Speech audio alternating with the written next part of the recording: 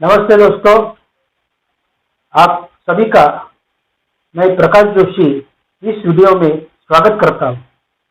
बच्चों, हमने इससे पहले एक वीडियो बनाई थी, उसमें देखा कक्षा 8वीं सुलभ भारती इस पाठ्य पुस्तक में जो पहली इकाई है उसमें पहली जो कविता है हे मातृभूमि। इस कविता का अध्ययन हमने पिछले वीडियो में किया था। आपने वो वीडियो देखी होगी, उसका अध्ययन भी आपने किया होगा। बच्चों, आज हम इसी पाठ्य पुस्तक में जो हमारा दूसरा पाठ है, जो कहानी है वारिस कौन, यह आज हम देखने वाले हैं। पाठ का नाम है वारिस कौन और इस पाठ की लेखिका का नाम है विभा रानी। वारिस कौन, आपको पता होगा, वारिस का अर्थ है उत्तराधिकारी। तो कौन बन सकता है वारिस? यह एक संवादात्मक कहानी हमारे सामने लेखिका विभा रानी ने रख दी है। बच्चों, हमें इस कहानी से एक बड़ी अच्छी सीख मिलने वाली है। हम जब इसका अध्ययन करेंगे तो उसमें हमें एक सीख मिलने वाली है। वह सीख कौन सी होगी? तो हमें उत्तम फल प्राप्त करने के लिए समय और साधनों का उपयोग हमें करना चाहिए, और जो समय का सदुपयोग करता है वही आदमी जीवन में सफल होता है। यही सीख हमारी इस पाठ से, इस कहानी से हमें मिलेगी। आपको यह कहानी जरूर पसंद आएगी। बच्चों, हम शुरुआत में इस पाठ की जो लेखिका है विभा रानी, इस विभा रानी का हम शुरुआत में परिचय देखेंगे। तो चलो बच्चों, हम लेखिका का परिचय देखते हैं। तो आओ बच्चों, हम इस हमारी कहानी का जो लेखिका है विभा रानी, उनका परिचय देखते हैं। 29 मार्च 1959 मधुबनी, बिहार में जन्मी एक ऐसी नायिका, लेखिका, कलाकार और कवयित्री विभा रानी। बिहार के मधुबनी जिले में आंखें खोलने वाली विभा रानी एक सफल रंगकर्मी, नाट्य लेखिका और बॉलीवुड अदाकारा बनकर अपनी पहचान बना चुकी है। विभा रानी को बचपन से ही कला से अधिक लगाव रहा। अपनी प्रारंभिक शिक्षा मधुबनी जिले से पूरा कर उन्होंने एमए के लिए दरभंगा की ओर रुख किया। पढ़ाई के साथ साथ उनको लिखने का शौक था। उनके माता पिता दोनों पेशे से शिक्षक थे, तो घर से पढ़ाई पर रोक नहीं था। मगर उस वक्त का समाज लड़कियों को शिक्षा को लेकर बड़े बंधन डालता था।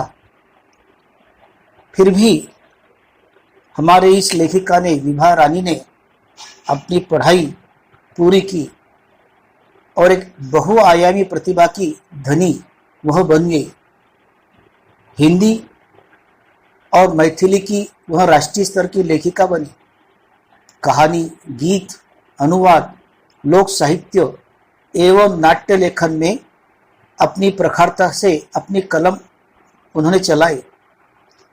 समकालीन फिल्म, महिला व बाल विषयों पर लोकगीत और लोक साहित्य के क्षेत्र में निरंतर उन्होंने काम किया है और काम कर रही है।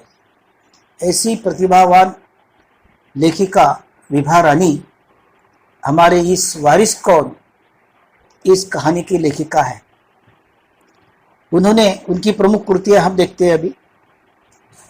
चल खुसरो घर अपने, मिथिला की लोक कथाएं, गोनू झा के किस्से, कहानी संग्रह। यहाँ अगले जन्म मोहे बेटियां न कीजो, नाटक सम्राट कैन, द्विभाषी हिंदी अंग्रेजी का अनुवाद है। बीड टेलर की डायरी आदि उनकी प्रमुख कृतियां प्रसिद्ध है। तो इस तरह से बच्चों, हमारी लेखिका का परिचय हमने देखा। अब आगे हम देखते हैं कि हमारे जो पाठ है, हमारी जो कहानी है, यह एक संवादात्मक कहानी है और इस संवादात्मक कहानी से विभा रानी जी का कहना है कि हमें उत्तम फल प्राप्त करने के लिए और साधनों का सदुपयोग करना चाहिए और जो ऐसा करता है वही जीवन में सफल होता है। उत्तम फल प्राप्त करने के लिए समय और साधनों का सदुपयोग जो करता है वही जीवन में सफल होता है। ऐसी ही सीख इस कहानी द्वारा हमारी एक लेखिका विभा रानी ने हमें इस कहानी द्वारा यही सीख दी है। तो बच्चों, इस कहानी का पठन हम आज इस वीडियो में करने वाले हैं और कहानी का जो पठन है करने के लिए आपके पास किताब होगी तो आप सब किताब निकाल सकते हैं। तो किताब में आप देख सकते हैं पृष्ठ 3 पर यह हमारी जो कहानी है वारिस कौन, यह मैं पढ़ने जा रहा हूँ, तो आप ध्यानपूर्वक सुनिएगा वाले हैं। आप सभी बच्चे किताब में ध्यान दें। तो आइए हम कहानी पढ़ते हैं। एक राजा था, उसके 4 बेटियां थी। राजा ने सोचा कि इन चारों में से जो सबसे बुद्धिमती होगी उसे ही अपना राजपाट सौंपेगा। इसका फैसला कैसे हो, वह सोचने लगा। अंत में उसे एक उपाय सूझ गया। उसने एक दिन चारों बेटियों को अपने पास बुलाया, सभी को गेहूं के 100-100 दाने दिए और कहा, इसे तुम अपने पास रखो। 5 साल बाद मैं जब इन्हें मांगूंगा तब तुम सब मुझे वापस कर देना। गेहूं के दाने लेकर चारों बहनें अपने अपने कमरे में लौट आई। बड़ी बहन ने उन दानों को खिड़की के बाहर फेंक दिया। उसने सोचा, आज से 5 साल बाद पिताजी को गेहूं के इन दानों की याद रहेगी क्या? और जो याद भी रहा तो क्या हुआ, भंडार से लेकर दे दूंगी।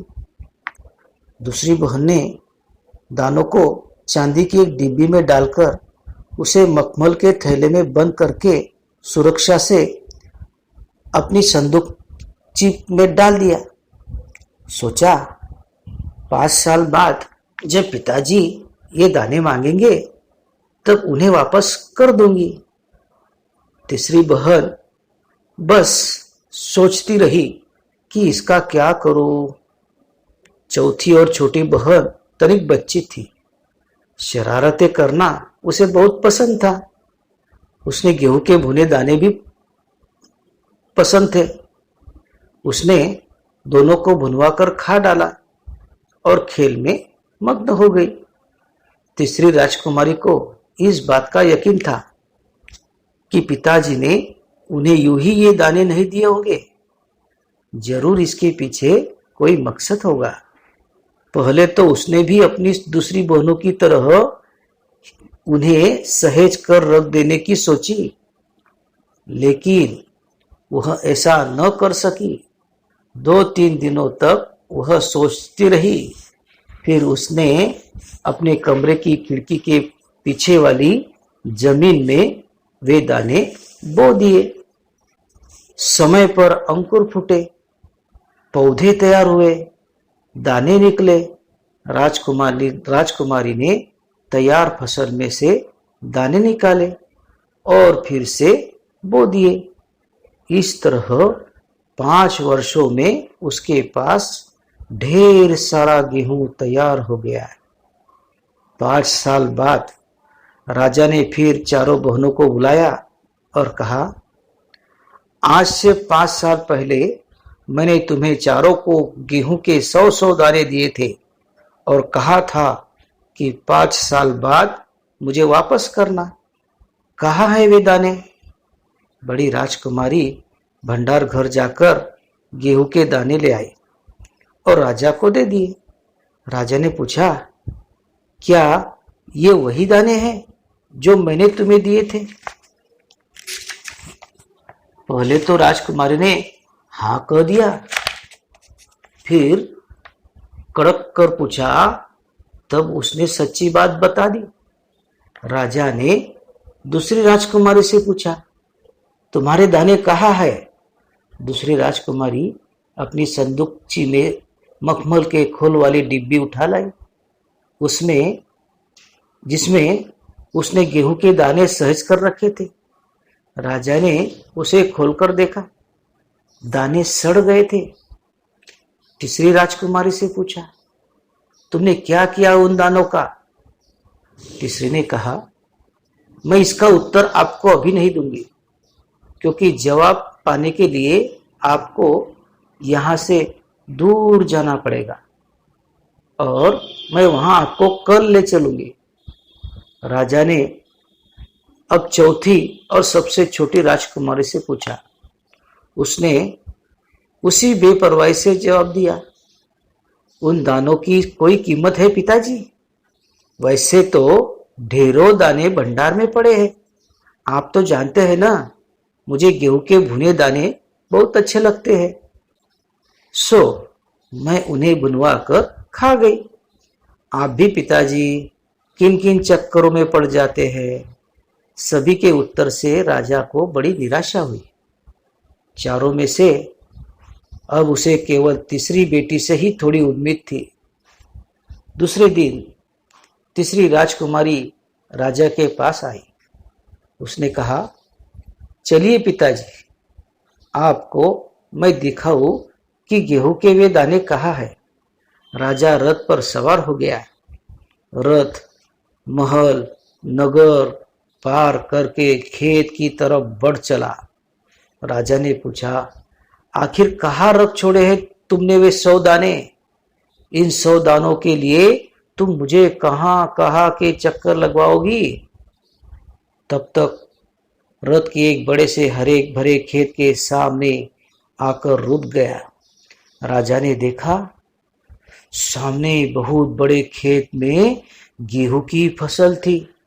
उसकी बालियां हवा में झूम रही थी, जैसे राजा को कोई खुशी भरा गीत सुना रही हो। राजा ने हैरानी से राजकुमारी की ओर देखा। राजकुमारी ने कहा, पिताजी, ये है वो 100 दाने जो आज लाखों लाख दानों के रूप में आपके सामने है।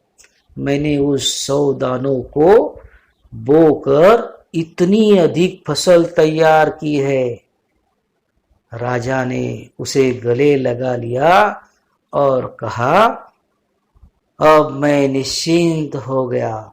तुम ही मेरे राज्य की सच्ची उत्तराधिकारी हो।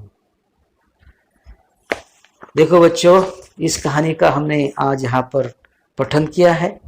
इस कहानी का जो स्पष्टीकरण है और इसमें जो शब्दार्थ है, इसका हम दूसरे वीडियो में जो स्पष्टीकरण है देखेंगे। तो यहाँ तक आप इस कहानी को समझिए, पढ़िए और जानिए। इसके शब्दार्थ और इसका जो स्वाध्याय हम अगली वीडियो में देखेंगे।